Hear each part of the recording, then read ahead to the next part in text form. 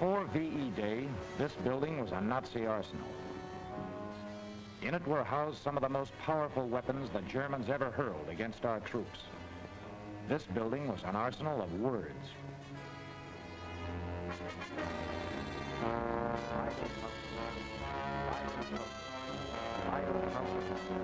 Divide and conquer.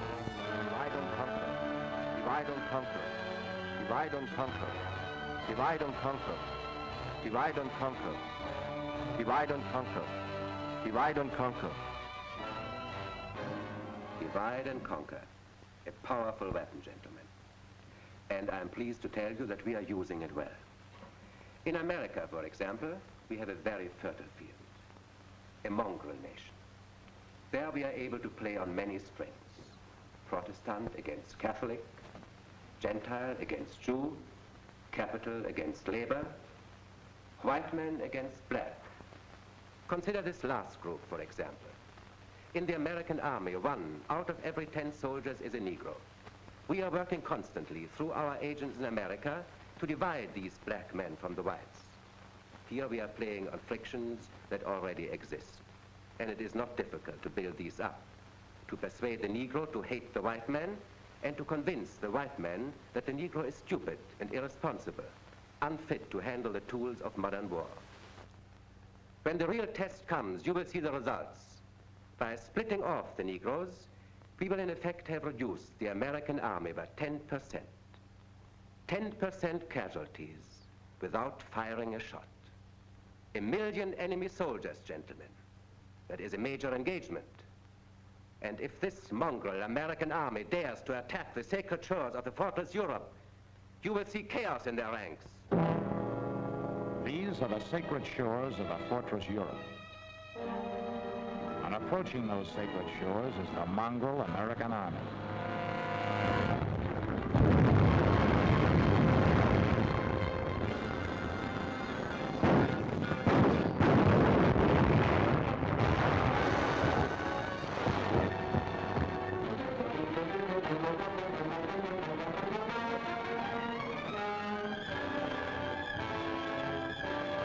Protestant and Catholic, Jew and Gentile, rich man and poor man, black man and white.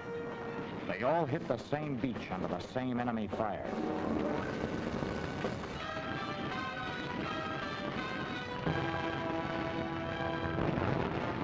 When they were hit, they felt the same pain. The same kinds of blood flowed from their wounds.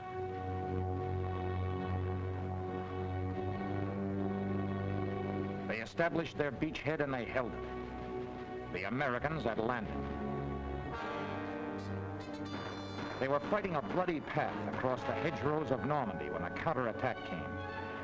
This attack came from the sky, but it wasn't the German Luftwaffe. For 3 days and nights, the storm swept the English Channel. It hit the beaches that were supplying our army and wrecked everything in its path. 2 years of careful planning and hard labor. 2 years of skill and sweat. Inland, 500,000 fighting men were using up supplies, and they couldn't wait for more. This gun would need ammunition. The tanks would need gas.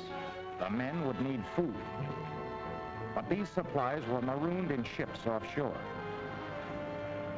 The Germans held the ports, and they were encouraged. They had said we couldn't supply our army without a harbor. Now they were sure of it. It was impossible to deliver the goods over the beaches. Well, maybe it was impossible, but we did it. We did it with the strangest American fleet that ever put to sea. With these amphibious 2.5-ton trucks, the men of the port battalions established a 24-hour-a-day ferry service. They picked up the supplies from the ships offshore and delivered them where they were needed, on the continent of Europe. This soldier did his job, and so did this one. They had a common goal, and they delivered the goods. Ammunition for General Hodges' men, gasoline for Patton's tanks, food, clothing, vehicles. The products of the 5th War Loan were being delivered on time. Yes, it was a miracle But we needed more miracles, bigger miracles, because now we had 1 million men on the continent of Europe. When this man ran out of ammunition, would there be more? When this soldier picked up a field telephone, could he get through to headquarters? Would there be gas enough to keep this tank rolling into the heart of Germany? Miracles. That's what we needed, a bunch of miracles, in a hurry. Broad, smooth highways. Railroads like the Union Pacific or the Santa Fe. Airfields with concrete runways for the heavy transports. We needed a harbor like New York or San Francisco. We needed a telephone switchboard that could reach 1 million men. And that's just what we got. These are the kind of men who did the job.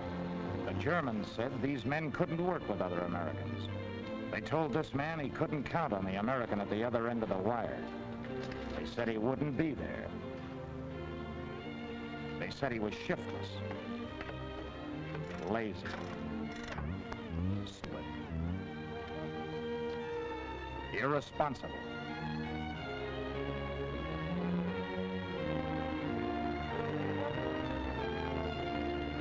These engineers built a modern airfield in record time. This railroad would never match the Santa Fe, but it would carry ammunition to blast the crazy notion of a master race. These men knew the score. They were busy hating Germans, not each other. Patton's men needed gasoline, and that's what these soldiers gave them. They laid a pipeline from the Channel to the Rhine. The port of Cherbourg was taken by American troops late in June. A week later, on July 4, the harbor was operating. It was operating because these men had been working on a round-the-clock schedule for 7 days. The 4th of July. Back home, that's a holiday. You might be taking your girl to the beach, or sitting at the band concert holding your wife's hand, or taking the kids out for a picnic in the country. But this wasn't that kind of a 4th. This was 4 July, 1944, and there was a job to be done. Of course, there were fireworks here, too. But you didn't have time to stop and watch the display. Because these men knew how to work together, a devastated harbor city became a useful port again. The stockpiles were building up.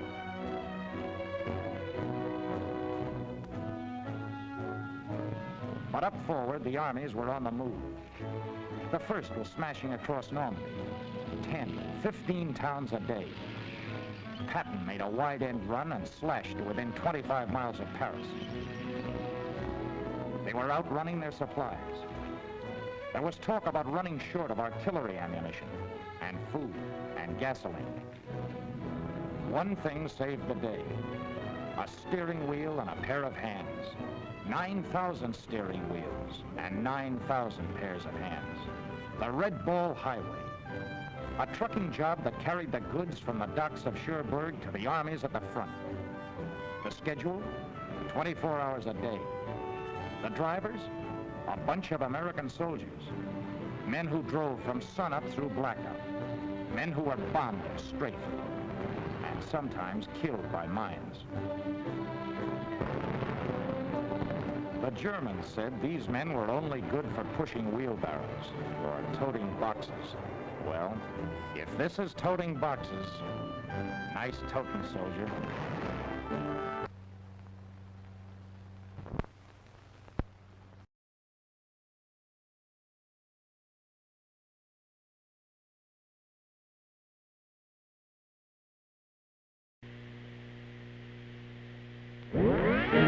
These are the men who couldn't work together, who'd never get along. They didn't agree with you, Dr. Goebbels. General Eisenhower didn't agree with you either. Speaking for him is Major General E.S. Hughes, who expresses the appreciation and commendation of the Supreme Allied Commander. The success of our recent military operations, he says, depended on the Red Ball Highway for the delivery of vital supplies. When those supplies were most desperately needed, the Red Ball drivers delivered the goods, Congratulations for a tough job. Well done. In the air over Germany, another Nazi myth was being shattered. You couldn't sell prejudice to the 15th Air Force, Mr. Hitler. On a bombing mission over enemy territory, a fighter escort is a mighty comforting sight. You don't ask who the other pilots are or where their grandfathers came from. You know they're Americans, and that's good enough. This man thought it was plenty good enough. As far as he was concerned, this man could fly top cover for him any day. He'd been out with a 332nd Fighter Group before.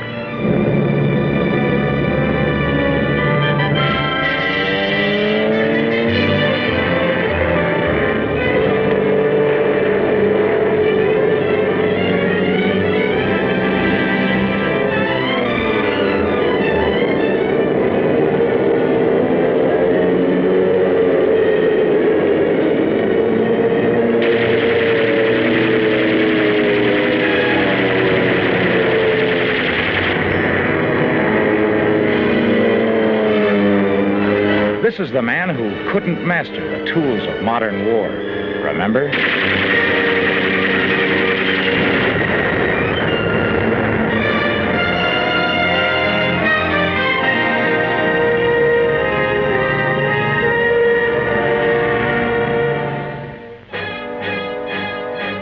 In the ground fighting, too, Americans were working together as a team.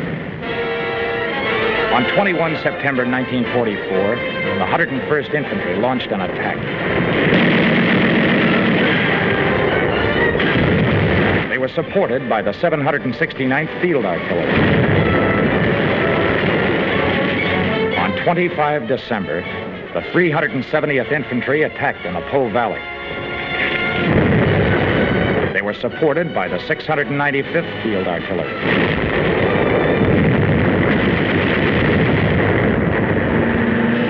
On 16 March 1945, the 409th Infantry cracked the famous Siegfried Line. Running interference for them was the 761st Tank Battalion.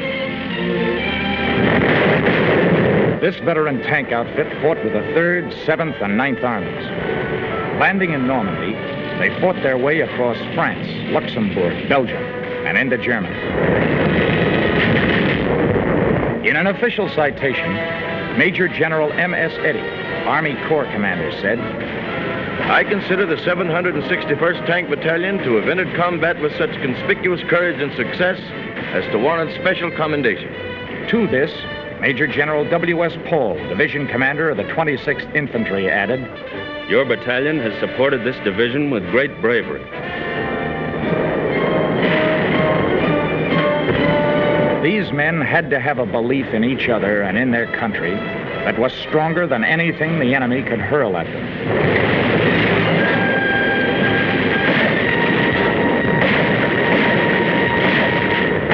This German gun fired Nazi propaganda as well as Nazi high explosive.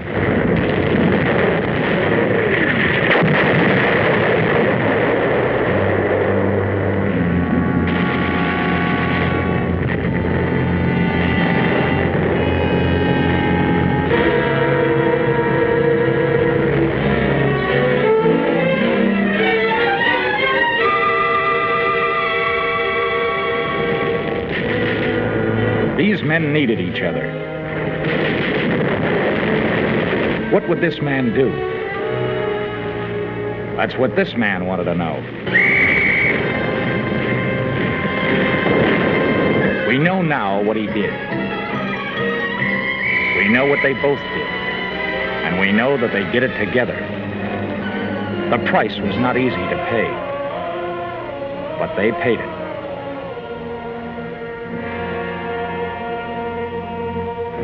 Together, they hammered out a monument to the idea of unity. And they fashioned a tomb for the idea of a master race.